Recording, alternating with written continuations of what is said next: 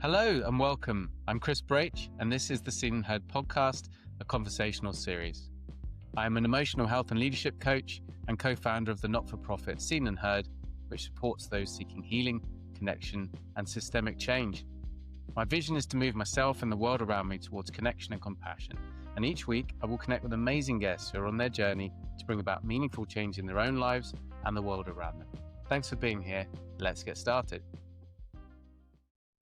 Welcome, everybody, to the Seen and Heard podcast, a conversational series. I have the great honour today of being joined by Eoin Costello. Eoin Costello is a passionate digital innovator who has refocused his life's work on advocating for victims of physical abuse in Irish schools. After a career that included being a stockbroker on the London Stock Exchange, growing his own tech company, become one of Ireland's top 3 hosting providers, and serving as a county councillor, the series of personal events prompted a change in direction. The 40th anniversary of the ban on corporal punishment in Ireland coincided with revelations of abuse at other institutions, triggering Eoin to confront his own experiences of physical abuse at the hands of his school headmaster. This abuse left him with lifelong physical and psychological impacts, including a permanently damaged jaw and PTSD triggers. He founded the It Did Harm campaign to seek a state apology for victims and to widen the government inquiry into sexual abuse to include physical abuse. Through his advocacy, Eoin hopes to help others find their voice and end the culture of silence. Welcome, Eoin. Thanks, Chris. That's a very comprehensive and accurate introduction. Thank you very much. Delighted to be here. And when I started this journey about 2.5 years ago, on foot of hearing on the radio, I was sitting in the canteen here in the hub that I run, and on this call-in show called Liveline, a number of men were sharing their experience of sexual abuse. And I was sitting there, and something about the whole thing just suddenly exploded for me that, while I didn't experience sexual abuse, thankfully, I experienced extreme physical abuse, as did many thousands of Irish men and women. And it just suddenly became a front of my mind issue, which I'd kind of suppressed, for many, many decades. And it was coming up at the same time as I heard this radio broadcast. It was about abuse in Ireland's top boarding school, Catholic church-run boarding school, Blackrock College, and its primary junior school park, the Willow Park. I just sat there eating my lunch, and as I listened to them, I went, hang on a second. What happened to me wasn't okay. What happened to me, which was shrugged off, sure, we all got bait, never did me any harm. It actually did harm, not just to me, but to many other boys and girls. And as I said, after that lunch, I went back to my desk and I said, I'm going to start dealing with this head on, because I've suppressed it all my life. As a result, I've had various health problems, physical and psychological, and that started my journey. That radio piece with those boys, who are now men, and I haven't looked back. Beautiful. Thank you for sharing that, Eoin. Yeah, I really feel that connection. You just connected straight through it, and then knew that you needed to do something, but also within yourself. But then wider. It reminds me of a number of stories I've heard of people who saw a documentary done by Nikki Campbell by the TV and radio staff over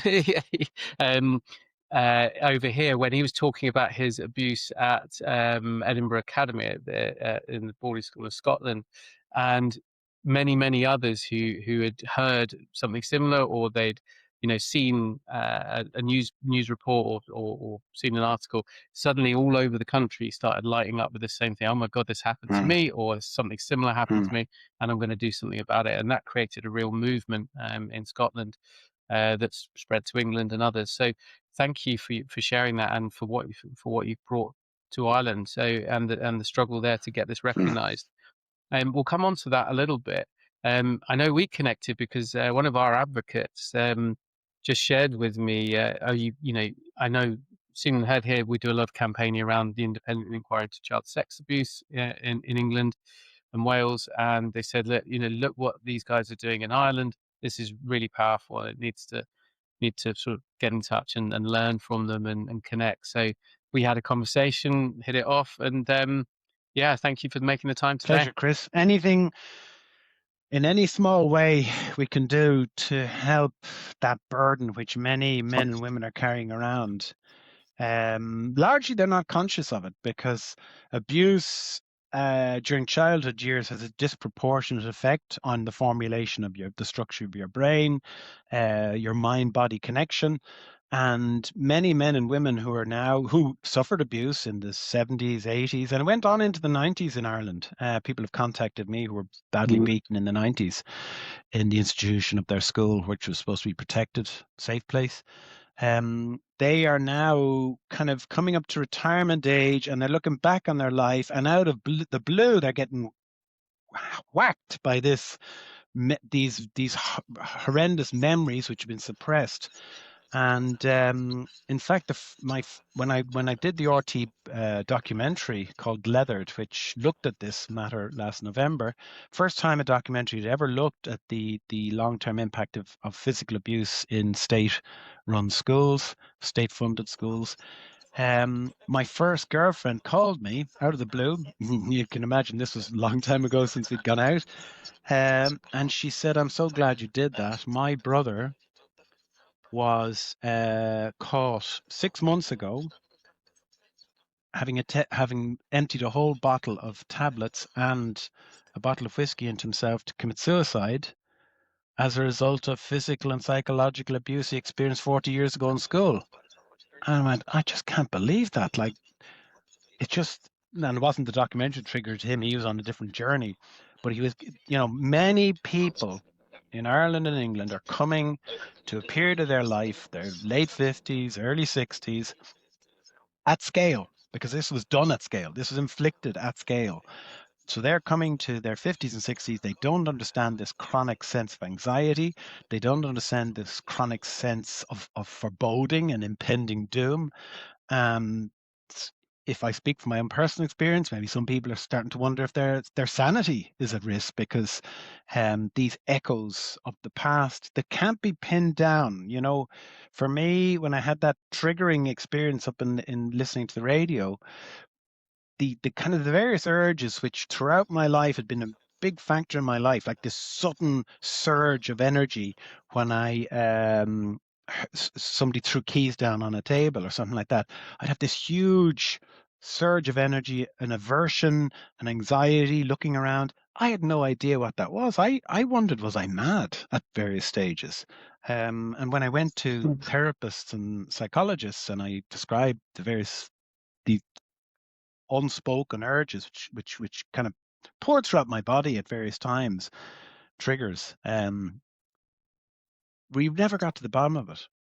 It's the bad situation you're in. It's whatever.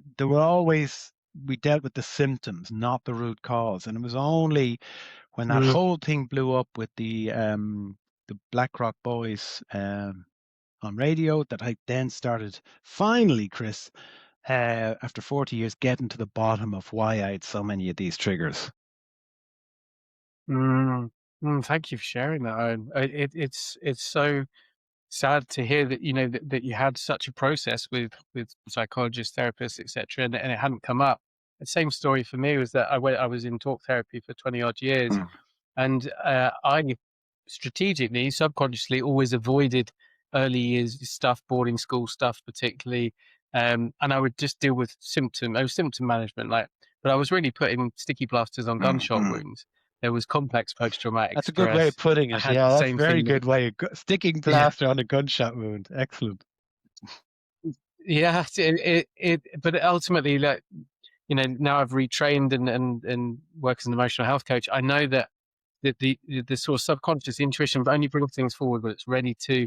These things only come out in life when we're kind of ready to look at them. And so I don't blame any of those therapists, counselors over the years. They were just dealing with what was in front of them, and I was highly strategic as well. I had to stay away from the thing.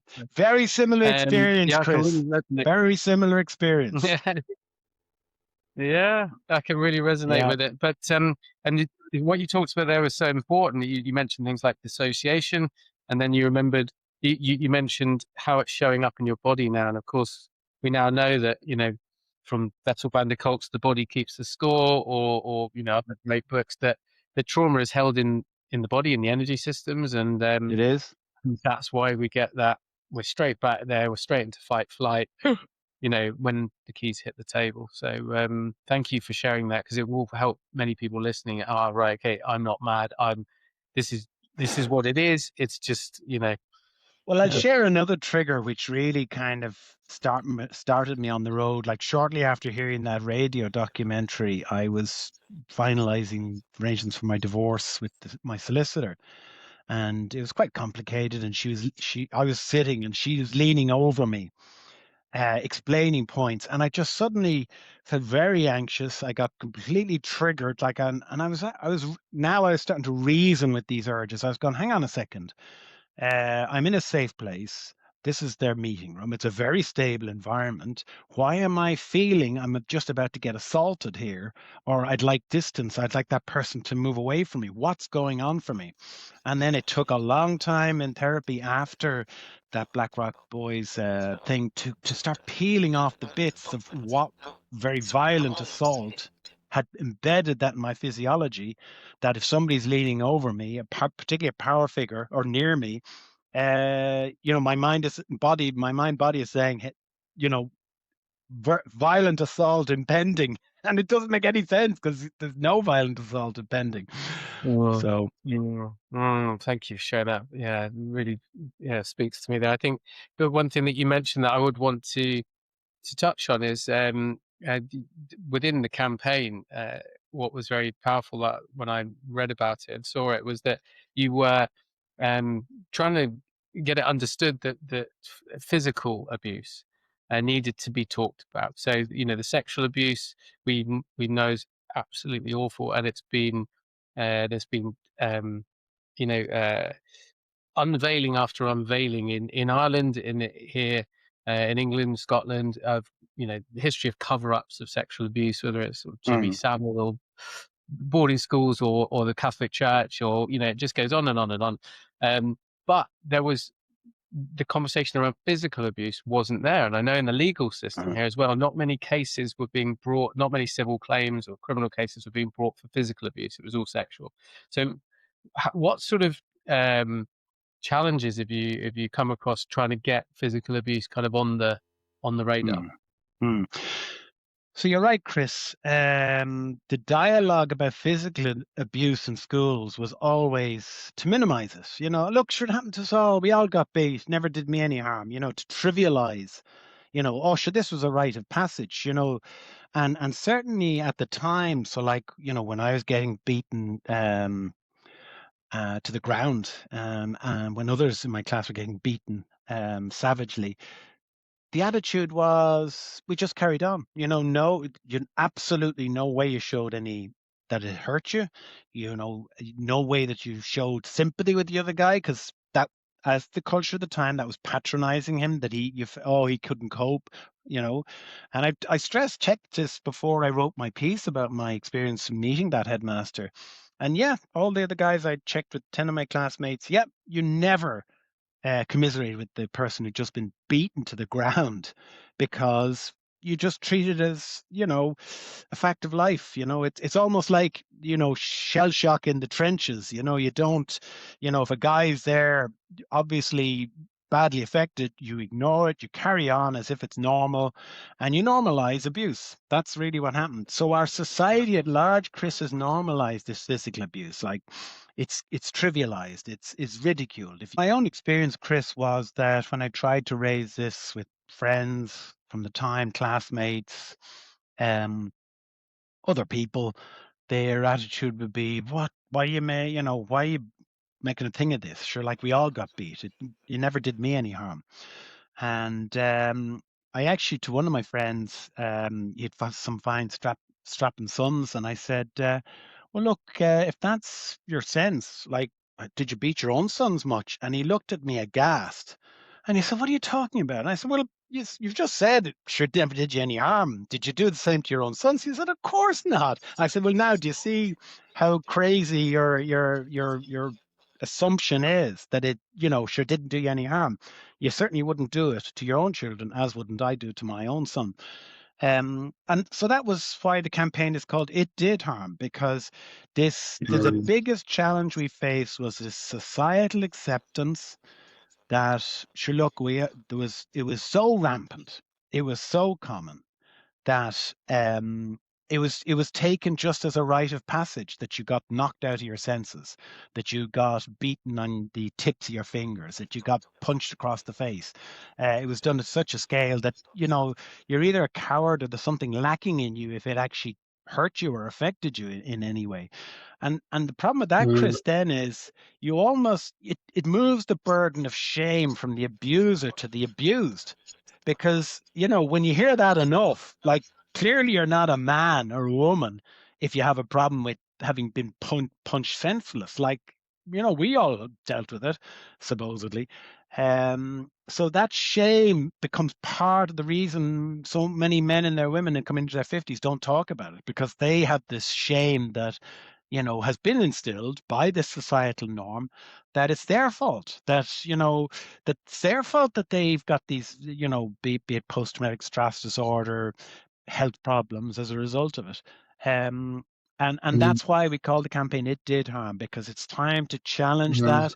And yes, sexual abuse was horrendous, and I had indirect experience of that, which happened to other classmates. So it was happening at the time I was growing up. But it was the sexual abuse was practiced usually in private rooms, to a degree of secrecy, although it was disgraceful what was allowed to happen. But the physical abuse was practiced at scale in front of large audiences, with the intention of humiliation, with the intention of, so they would argue, character building. And really, certainly in my experience, it was really just a vent for the frustration and rage of this particular person. And I'm sure many people had similar experiences. They were so bitter and angry and hateful of where they were at in their life's journey that they took it out on the children that were in their care. There was no way it was corporal punishment. There was no way it was within the limits set down by the Department of Education guidelines in 1932. Most of the abuse that was happening was that it was outside the regulations, significantly outside. Thank you, and thank you for sharing that. It's heartbreaking to say I've got children, to think of them in a situation where they're being beaten to that level, being abused and beaten at school. It's just unthinkable. As you say, when you challenge people, would you do that? Would you do that with your own children? Well, no, of course I wouldn't. But then when you talk about the normalization of it all, that really cuts across to, obviously, the work we do is within private schools, boarding and independent schools. Very, very similar, very normalized. The breaking of the child in a Spartan way. We talked about Spartans sort of before this, and I know we'll come on to the church's role in Ireland in permeating that as well. But that idea that the child had to be sort of broken to be made, and spare the rod, spoil the child, and that sort of kind of Victorian ethos of child rearing, where they should be seen and not heard. All these things have merged into society, education system, normalizing the torture and the abuse of children. And bless you for bringing this to light. As you said, at least if people start to say actually it wasn't okay, they've got a hope of starting to do their healing work. Exactly. And yeah, and making sure this doesn't happen ever again. Exactly. But we talked about sort of, just before I came on, I just checked some numbers and things around physical abuse, corporal punishment in schools, and I was looking here, and it was in 1986 it was made illegal for state schools, and the private schools here went another 12 years. They went till 98. That's and which unbelievable. is quite It's quite remarkable. unbelievable Yeah, when you think about it. It really but is. that just showed what a part of the fabric of it. It was that they said, no, this is very important and very good for children, and all part of the process. So, and then I looked again at kind of, and then corporal punishment, or beating at home. Scotland made it legal. 2000, Northern Ireland 2003, England still not. So again, there's something really baked into the system around this normalizing of hitting children Yes. at school and at home. So, with It's with not even your just Chris. It's with not your about hitting children, because that suggests that it's an individual action that, you know, in and of itself. Like if I'm walking down my main street here and someone out of the blue runs up and hits me and runs away, I can deal with that and go, well, at times as people who have mental problems, as people who are drunk, you can actually, a smack or bang from somebody in the street, you could kind of cope with. But when we're talking about hitting children, it's in an institutional structure where there's no escape. Like, so if I'm in the street, I can run away from whoever it is. I can call the police on whoever it is. I can appeal for help from people around me, whoever it is. But when I was being beaten, because it was the institutional norm in this very large institution with hundreds of other students, you sat there, you completely disassociated from your normal bodily reaction to violent assault, which is protect yourself, to run. First thing you try and do, and it takes a monumental effort. So it's not about hitting children. It's about children being in a concentration camp environment, because no escape. If you don't go to school, you're a truant. If you're a truant, you're picked up by the police, and your parents will certainly come down very hard if you're a truant. So there's no escape from this, and there's no escape from the abusers, because they are the figures of authority. One guy in my school hit this headmaster back when he'd been battered. He then was he was almost arrested for trying to defend himself. He was the abuser, and the person punching him, the headmaster, was no issue whatsoever.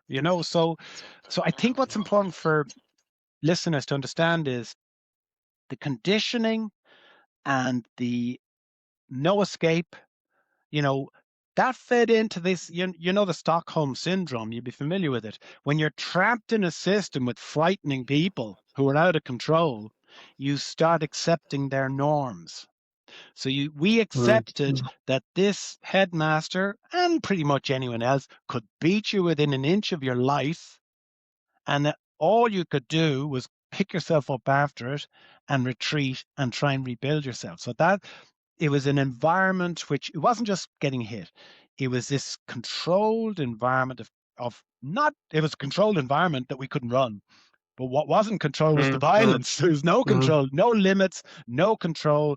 One boy who was in my class in second year, in the main public area, was dragged and beaten repeatedly, hauled up, put on a bench, bashed off that bench, dragged down to another bench, put on that bench, bashed off that bench, until he was just left in a heap on the ground by this headmaster, who then turned on his heel and marched away, leaving this chap just in a heap, basically, with the whole school watching.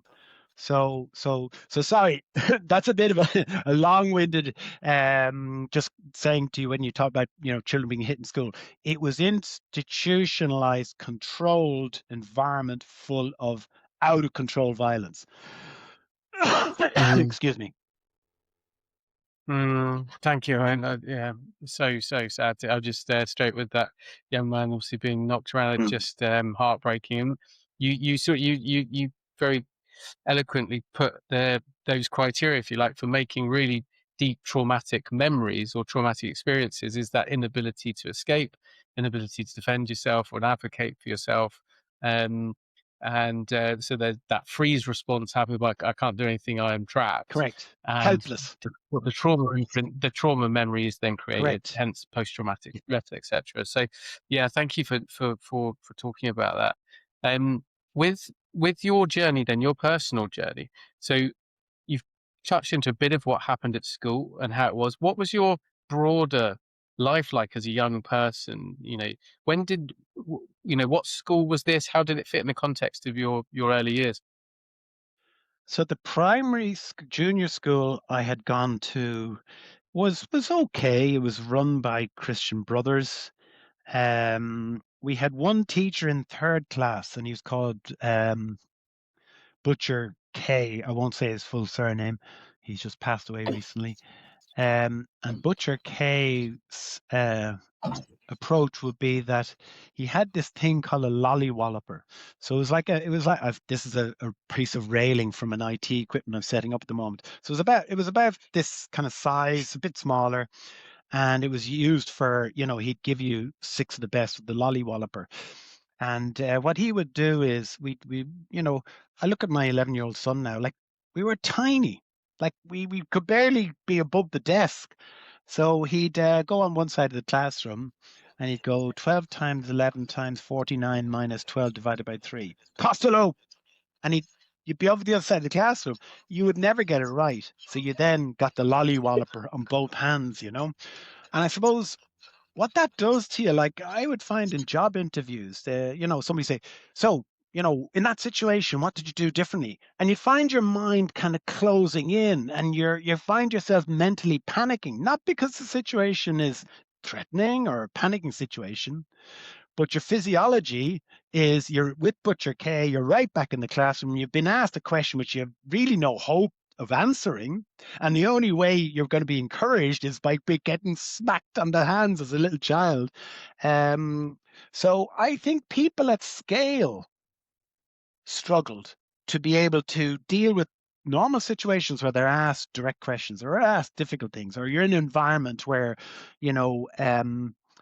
it's your mind closes in and you can't clearly articulate your thoughts. And this was so much so in my case, Chris, that I was diagnosed with Asperger's syndrome at 9 by a child psychologist, many, so this back in the 70s. So because I now understand, in 2019, I hadn't found out about that Asperger's syndrome assessment until my mother died, and I found it in her papers after she died that I this assessment.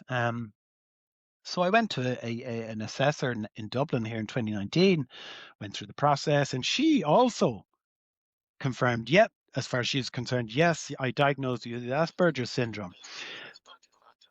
Once I heard that interview on the radio and all this trauma started coming out of my physiology and into my active mind, I started realizing, that was 2019 when that Asperger assessment diagnosis was given to me. We're up 2025. It's taken me that period of time to start dealing with the trauma, which manifested as autism. So how extraordinary an impact it had on me that I was behaving in a way that I was diagnosed with Asperger's throughout my life. And now, as I am here talking to you now, again, I had another assessment by a clinical psychiatrist, and he said, you do not have Asperger's syndrome.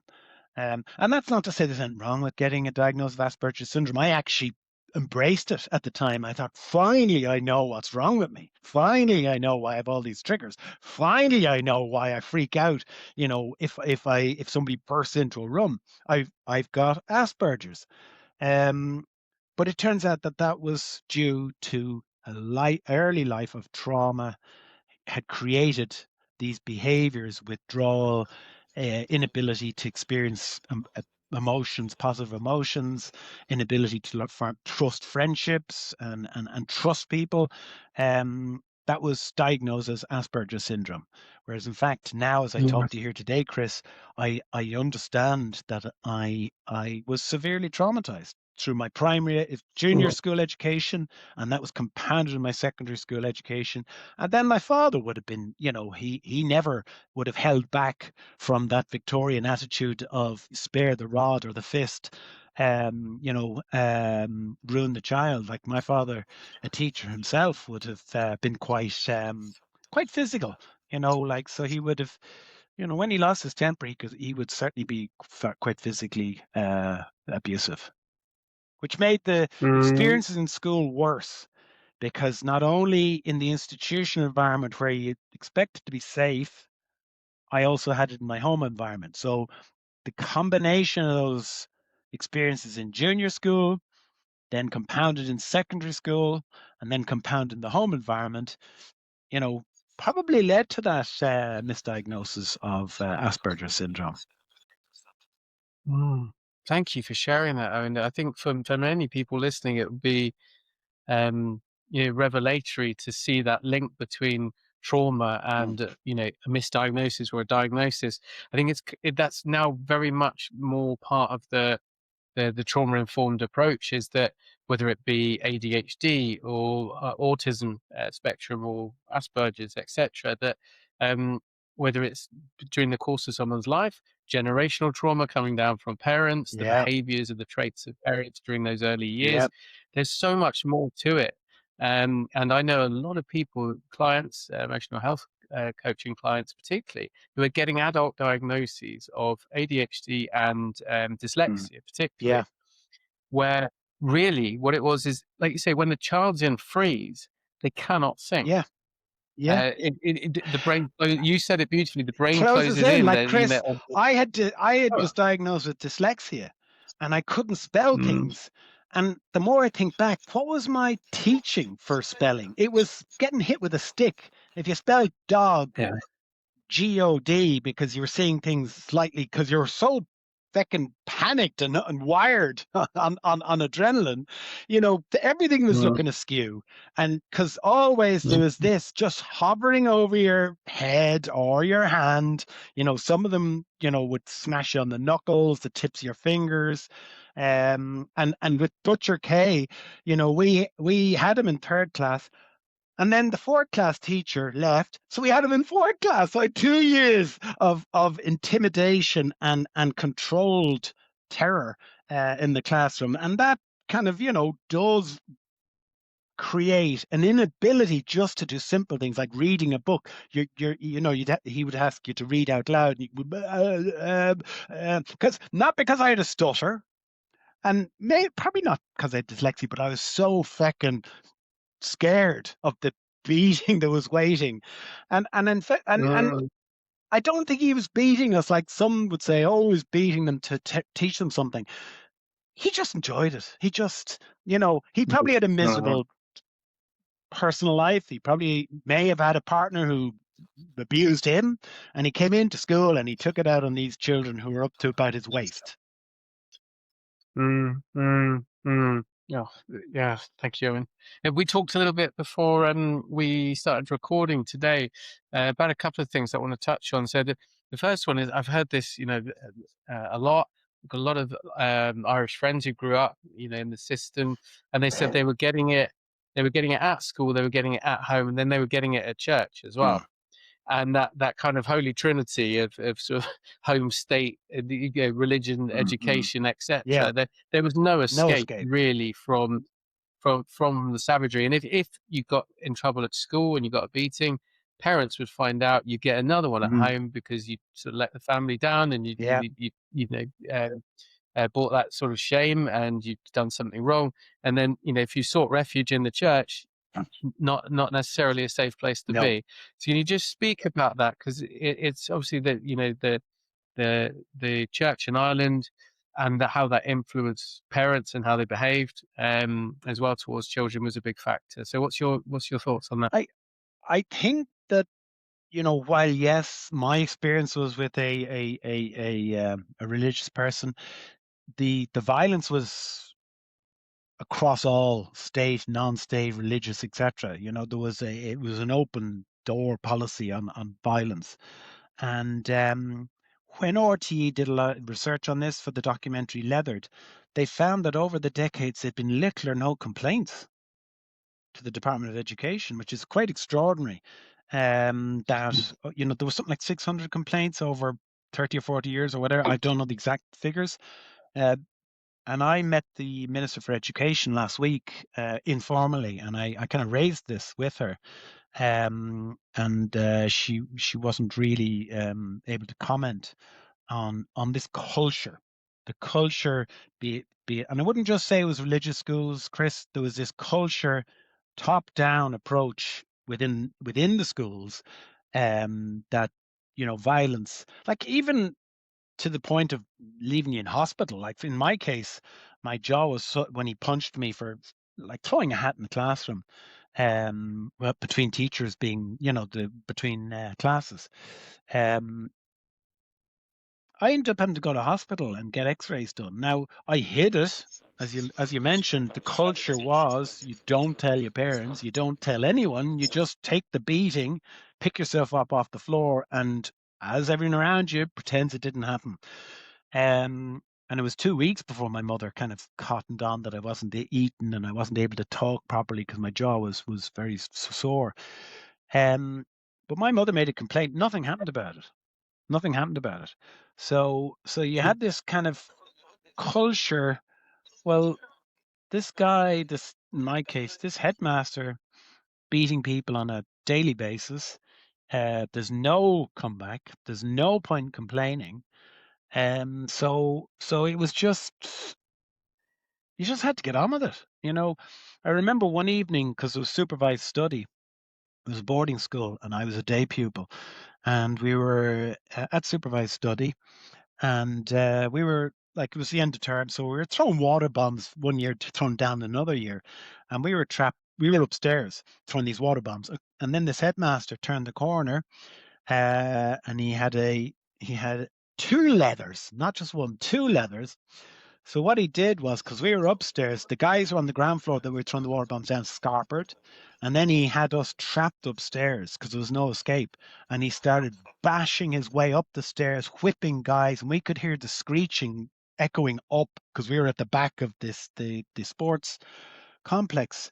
And I could only compare it, Chris, to like, do you remember in the movie Deer Hunter, where they're forced to play Russian roulette? They're in these bamboo huts in the river, and one by one they're dragged out and forced to play Russian roulette, and the rest are left down there, and the guys start freaking out, understandably. We were like that. We were upstairs, group of us kids, 13, 14, looking at each other, hearing the shrieks coming up the stairs and the bashes and the guys crying out, and him getting closer because it was echoing up. I turned around. I said to the guy beside me, I can't take another beating. And I ran to the window, put it up, and I jumped 15 feet. And I know it's that because when I went back to confront him, I measured it. I walked the route of where I'd got beaten, and I looked at all the places, and I looked down. It's bloody big drop. I didn't care. Anything to get away, anything to escape. Mm. I didn't tell my parents when I got home. Um, so your question was that the kind of unholy alliance between the church, the state, the structures, there was no escape. Um, I found that when I engaged with the school, which is a church-run school, they were very helpful to me in the last couple of years. Once I had heard that RT Lifeline show, but if you go back the decades to at that time, there was no interest whatsoever in complaints. It was just, Now look, what I would say, Chris, is it was no coincidence that this particular headmaster was moved within 1 year of the ban on corporal punishment coming in. He was moved to a rural small parish. Now, is that a common pattern with people who are abusers in the church? Probably. Rather than, rather than let him continue to do damage, thankfully for the other boys who were coming up after that ban, he wasn't there he was out of control. He Mm. was out of control. Mm. Yeah, thank you. Yeah, I actually started to have to do some breathing there, and I practice emotional freedom technique or tapping. I had to start tapping on my hand when you were talking about the being trapped in a room, someone It was coming up the stairs, the terrifying, deer Chris. hunter. It was terrifying. I felt The guy next I to me felt a lot of said, energy. the guy next to me said, he Yeah. looked at me, and this is the culture at the time. He looked at me and he said, "Will we stay? Do we stay and get our beating?" And I looked back at him, and I remember his name very well. I remember to this day. He was in another year. I didn't really know him, but I remember that moment. I looked at him and said, "I can't take another beating." And I ran through up the window and Mm. jumped out, and he jumped out as well. And I was scared, Yeah. Chris, because this man was so vindictive that because I ran off home, he didn't see me. He didn't see the window being closed again.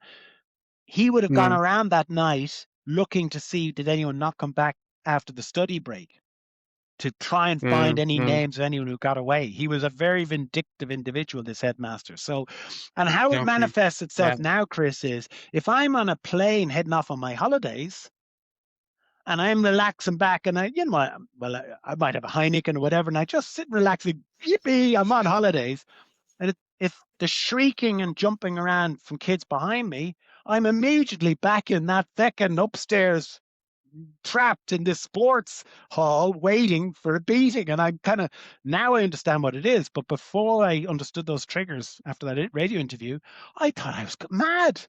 I'm on my holidays Mm, and I'm yeah. terrified and I'm holding the chair, the plane, and I'm going, oh my God, I need to Mm, get out of here. And I irrationally started looking at the door of the plane. How do I escape? Crazy. I thought I was mm. crazy at times. Yeah, I mean, yeah, thank you. Yeah, thank you. That's going to resonate with people, and very importantly, if anyone's listening, that's their experience. They're re-experiencing the things. There's a lot of great support and help now. A lot Mm, more understanding around PTSD and yes. dealing with those physical triggers, whether it's things like EMDR therapy or emotional freedom technique or breath work. There's a somatic experiencing, lots of ways to work with that stuff in the body that are out there. With something you touched on there about abusers being moved, Mm, we know here firsthand experience, particularly amongst the boarding schools and the churches, they were being moved on to protect the institution. So mm, they would be put out to pasture somewhere in a small community mm, or in another school, and they would go on and do it again mm. because ultimately, that they were operating. Um, from their own wounds and therefore compulsively. Yes. You can, you see a priest or a teacher moved on, they say, "Oh, I definitely won't do it again." You try and keep them away from young people, but Mm, that compulsion, unless the wounds are addressed, is too strong, it will happen again. yes. They're just going to.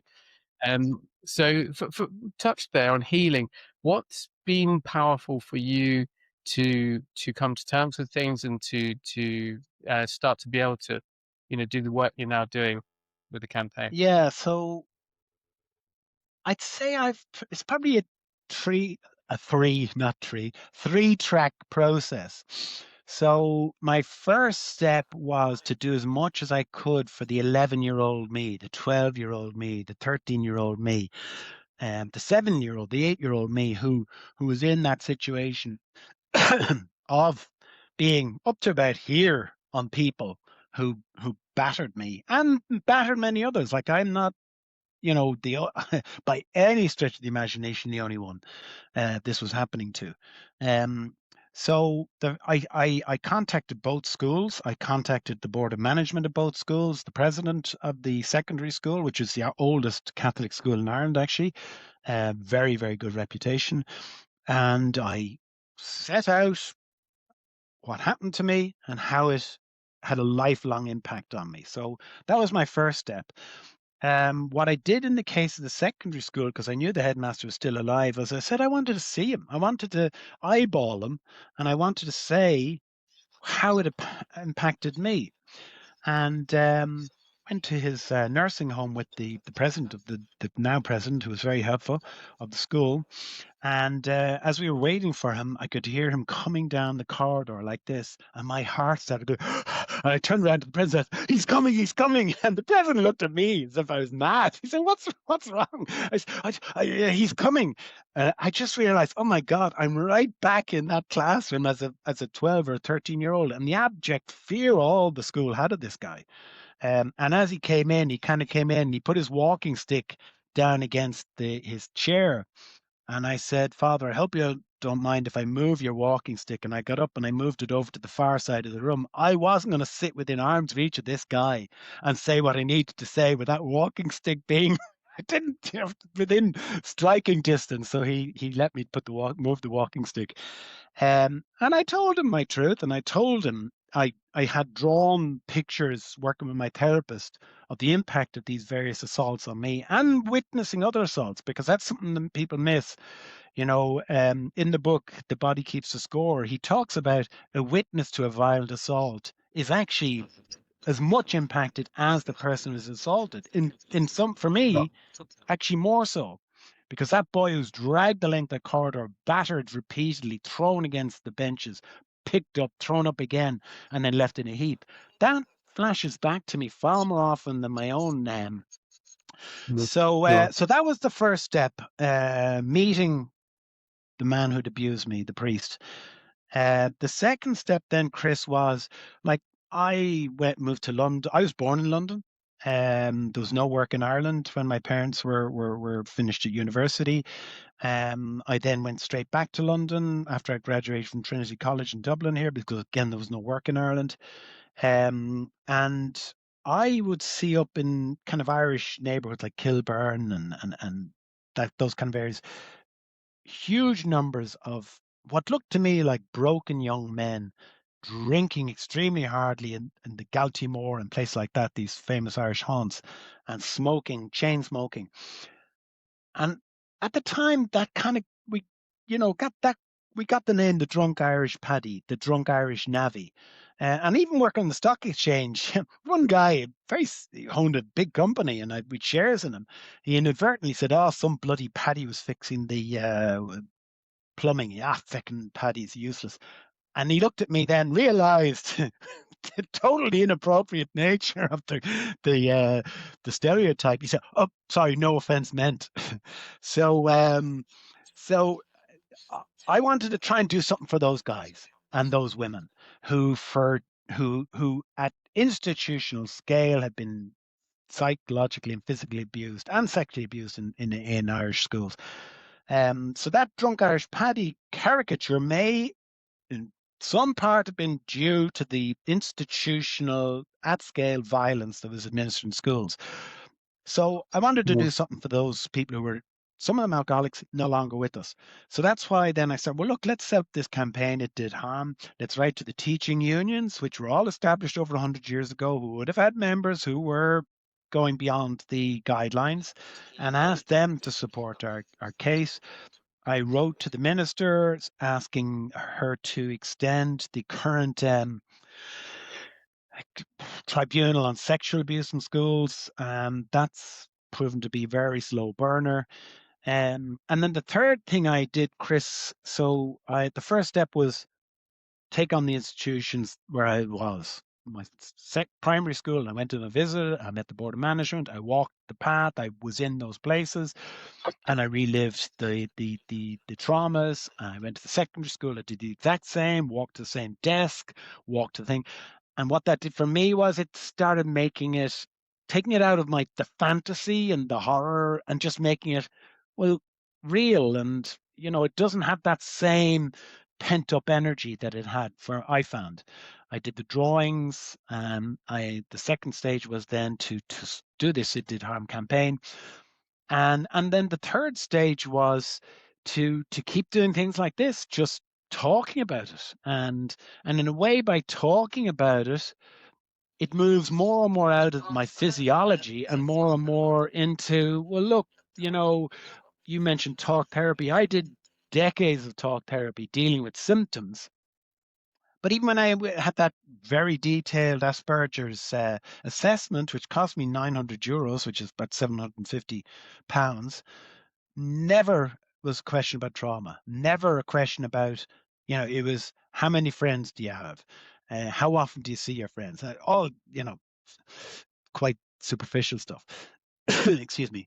So that's the third thing I would recommend to anyone who's listening is there are loads of supports out there. There are loads of like-minded people who've had similar experiences. And when you connect with those, like yourself, Chris, you'll actually find a huge weight off your shoulders. Mm, It mm, doesn't resolve the thank trauma. you, Eoin. It doesn't resolve the trauma. I could walk out here today into my hometown of Dunleary, which is a busy town, and there are groups of non-verbal people who have special needs and disabled, and they're brought to Dunleary town just to help them socialize into town. And when they're happy, they shriek and they kind of go like that. Now, I'm walking along and I hear that, I'm triggered immediately. My physiology doesn't reason with it. And I look around, and then it goes, okay, my frontal brain kicks in. And I go, there's no threat here. These are just non-verbal. They're having a great time. No threat. You can't tell my physiology that, though. And it happens every time they're visiting the town I'm out for a Mm, walk. no, thank you for sharing that. I think I had similar things for many years. What worked for me has been certain types of somatic therapy where I have literally unplugged the wires from the back of the smoke detector. So my amygdala, Mm, my mm, threat mm, mm. response center no longer goes off. Yes, It's possible, but it's really difficult. It has to be done at a subconscious and physiological level. yes, But it's amazing the work that you've done. You've put this into such momentum for others. And you mentioned alcohol there and the kind of the stereotype. yes, It, boarding school, the stuff that the clients that we work with and things, that there's very much a link with workaholism and yes, alcoholism, um, and that thing of just keep yourself busy, yeah, keep moving. It can't sort of catch up with you, and then finally, when you need to sleep, that's right. nightcaps and Yeah, wake up and repeat. And yeah, I can ultimately it's the coping strategies of a battleground childhood. that's right. Absolutely, Chris. That's a very good Mm, way of putting it. Um, that is why we have a kind of an epidemic of people who are coming up to retirement years, taking stock of their lives and things which they were mm, busy raising their family. They were busy paying their mortgage. They were busy competing in their job to get as much money as to drive the best cars and all that. All these superficial existential things that have no real, of course, bringing up a family has meaning, but most of the other mm, stuff has very little meaning when you're lying on your deathbed. Not many people look back and say, "I wish I worked more hours in the office." They lie on their deathbed going, "God, I wish I'd kept more in touch with my family, my friends. I wish I'd spent more time on me." And people are going through those mental conversations now at scale in mm, Ireland and England, and they don't like what there's coming bubbling up because mm, even my own parents, who my uncle was chief sub-editor of the Irish Times. He wrote a piece only 2 weeks ago where he wrote about my father's experience of physical abuse in school, which I didn't know about. And the first I learned about it was my uncle Noel writing about it in the newspapers. And it talked about my father being beaten badly, and the mother going into the school and named the school and all that. And I was going, my God, through the generations, And my father died, and I met him 2 weeks before he died. I didn't know he was going to die. We had a great time. I visited him in Spain. He lived out there. And he said, I look back at my life with darkness and blackness. And I kind of didn't want to go there because I had enough therapy stuff to do myself. I didn't ask him what's all the blackness and darkness. But he died with huge unresolved trauma, as did mm, my mother. She mm, also in her final years was kept saying to me, "Oh God, it gets worse as you get older. The fear, the anxiety." And I was saying, "Shit, I don't want that to happen to me. I'm not gonna die riddled with fear and anxiety, or having an early death, because this issues manifest as health issues because." that's right. The cortisol and the adrenaline and the mental problems, they dissolve your joint tissues. Like I'm having two hip replacements. I've had one done. I've got to get the other one done. My shoulder, like where I used to tense up before the beating, that whole area is very painful, particularly if I'm in any stressful situation. This whole side where I was kind of, the way when you're cringing, waiting for a punch or a smack and you can't protect yourself, that becomes very, very painful. So these physical Mm, health issues, I don't want them to dog my next, like if I live to the age of my dad, next 20 years. So that's why I'm investing now. I want my yeah. longevity and my relationship with my son. I don't want it overshadowed with all my triggers. If we're flying away on a holiday, me and him, I don't want him turning around and seeing me kind of, what's going on with my Yeah, dad, Um, yeah, yeah. Yeah, thank you. I mean, thank you for sharing that. Ultimately, if we want to own our future, we've got to own our past at some point. But Absolutely. I've been speaking with a guy called Ben Perks, who's just written a brilliant book called Trauma Proof, and he was saying that it's our generations. Um, other previous generations have had the vaccine program they brought to the world, or the industrial revolution, or they brought these great gifts. He said that our generation's gift is to break that That's cycle a very good.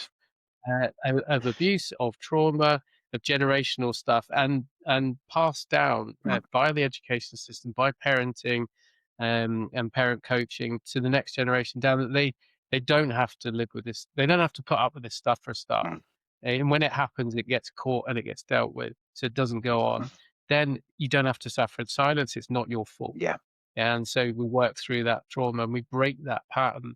He said that's got to be our generation's gift to the world. And I felt very moved when I heard that, Yeah. because I thought he's right. Yeah. We're on a turning point. It is becoming more the language of society, that we understand emotional range a bit better. But we're still looking out there and we're seeing wounded leaders causing chaos in the world, and we're seeing Mhm. a lot of tough stuff. So bless you for your part in moving us in the right direction. And what, just because we're running out of time now, but what do what do you want? What does It Did Harm want from the Irish government? So I'll answer that in two ways. First, I'll answer what I'd say to listeners to this podcast, and thanks to you for providing this platform. Um, when I spoke to a senior United Nations representative for children who had written in a number of national papers about trauma and childhood abuse, and I rang him and I said, look, I'm setting up this campaign and I would really like your support. Clearly, you've written in the media about your experiences and that it was wrong, etc. And he, it just, the phone went silent. And I said, are you okay? Are you there? And he said, well, I can't talk about that. It's too black. I can't go there. And I was thinking, oh my God, I could hear him. I was that person in situations. If I hear a shriek on the street, I could understand. He, in his mind, was going back to experiences he'd had, and he was in our phone conversation getting triggered. So it has a very powerful grip over people until you understand how to put the pin back in the grenade. And I remember trying to talk to my dad, like, hey, Dad, what was your school life like? What was your relationship with your dad like? He just goes silent, and I never understood it. I just thought, oh, he's so difficult, he's so truculent, he's so stubborn. In fact, what was happening was, he was, in his mind's eye, he's going back to his childhood, his schooling, and he was getting completely triggered, and he'd just suddenly say to me, it was very, very good. That's all I can say about it. I had a great relationship with my father. I had a very good schooling. Absolutely fantastic schooling, and that was the end of conversation. No further Mm, discussion on pain of death almost about that topic. And when I read the book, the Body Keeps the Score. Yes, that is trauma victims often overly glamorize their childhoods, their schooling. It was wonderful. It was so great, etc. And they can't go beyond that, because I now understand when they try and revisit anything, this massive crescendo of trauma pours into their physiology, and at that moment they don't understand what's happening to them. And in Ireland, there's no. such a shame with mental illness and mental health problems. Oh, the crazy aunt, she got sent to the asylum. So in my father's mind, when this crescendo of trauma was coming into his mind, he went, oh my God, I'm going to be categorized as crazy. I'm going to be shipped off and never seen again. So bolt it down. I had a wonderful childhood. You do not query the trauma. You do not ask its name. You do not try. And why am I feeling this? My parents, no, no, no, no. Pull the shutters down. Mhm. Keep that wild animal in there. Do not allow it into your conscious mind, because then you'll be sent to the funny farm, as they used to pejoratively call it. So Thank you. that's the Yeah. first thing I'd say to people out there is, once you get beyond that avalanche of just not understandable fear and like, once you get beyond that, it doesn't hold the same effect, and you are not going Mm, mad. You are not mad. yeah, You mm, probably have embedded trauma. So anyone who has thank situations you. where everyday occurrences, a slammed door, pounding of feet, and it Yeah, I hear you. produces a weird response, ask yourself, look, do I need to engage with a network like the one you run, Chris? Do I need Thanks, Chris. support? And what I would Yeah, say to thank you is, you are not mad. The second thing is No, no. what do I want from the We've only got a couple of minutes, Owen, yeah, so we've only got a couple yeah, of yeah, minutes yeah. left. So yeah, just So what do I yeah. want from the national campaign? Look, it's a slow burner, Chris. It's going to take time, and it's something which people are only it's only entering the lexicon. That the physical abuse at scale had such a damaging impact on marriages, on families, on work, on alcoholism, etc. So the state infrastructure is very slowly acknowledging at all. So I'm going to keep chipping away. I would like to see a state apology. Doesn't have to be a big redress board situation because that could drag out for 20 years, which we don't have. But I would like the state and the government to acknowledge the damage that was done, that it was not right, and acknowledge that publicly in the Irish Parliament called the Dáil. Mm, thank you. Thank you. As I say, that unequivocal apology is so powerful to abuse survivors. Sadly, with institutions, we know they tend to kind of, that was the last guys. That's not us anymore. That it's all changed. It's all better more. Or the apology isn't unreserved and things like that. So hopefully you'll get that. You'll get what you need there for people to start to heal. How can people listening support you? How can they get involved? How can they show solidarity? Yeah, like just go to itdidharm.ie and sign up for our newsletter. I send one out. It's only every couple of months when there's progress to report. That's the best thing you can do. And there's loads of resources on our site. It did harm. So people reached out to me. They found it helpful. So that's what I would suggest. Mm, beautiful, beautiful. So yeah, anyone listening, it did harm.ie, and this cuts right across. Say we sat here in England, we had similar issues here. Scotland, I know it's the same. Wales, it's the same. So there's people everywhere who grew up in this sort of cauldron of normalized violence and abuse. And it does need a truth and reconciliation. It needs a sorting out so that we don't Exactly. pass this on to future generations. And yeah. But bless you for your work, Owen. I've loved our connection so far. I know there's going to be more. We're rooting for you, and you mentioned get help. So seeing the Heard, we offer those sharing groups where people can just share, get that specialist therapeutic support, and do something healthy about it, whether it's being of service to others or challenge the institutions, or Turn your anger, Chris, turn your anger from inward focus, which causes depression, to outward focus on the institution that caused it. That's what I say to people. Mm, mm. I'd agree with that, and I'd add to that just doing the personal work as well. Yes, Because I have seen some people who've really thrown the kitchen sink at institutions. They've not done the therapy alongside that's it. fair. That's They've fair. got the result at the end, and they felt hollow. Yes, Because ultimately, like you said it beautifully. That inner child stuff. So, what can I do for my 11-year-old? yes, What can I do for my 9-year-old? What can I do to absolutely. let him know all his fault, bring him home, all as well. So, So, Chris, thank you on so that much, Owen. point, just to finish up, when I finished that Yeah. meeting with the headmaster, which was quite a strained meeting, um, Mm. I stood up and I was thinking, how do I end this with this guy? For me, for the 11-year-old me. And I put my hand out to the fist that had punched me around the face and I said, on behalf of the 11-year-old me, I am saying I forgive you. And I shook his hand. So, Beautiful. Thank you. That's kind of got me right there. well, We're gonna have to end on that one, yes. but I'm gonna process that. Thank you for your time, Okay, Owen, Chris. and for all you've done for work. It did harm.ie.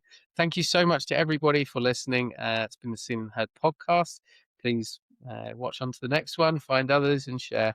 And any links to Owen's work will be in the show notes. So thank you, Owen, for today, and Costello, for your amazing work, and thank you for everyone for listening. See you next time. Thanks, Chris.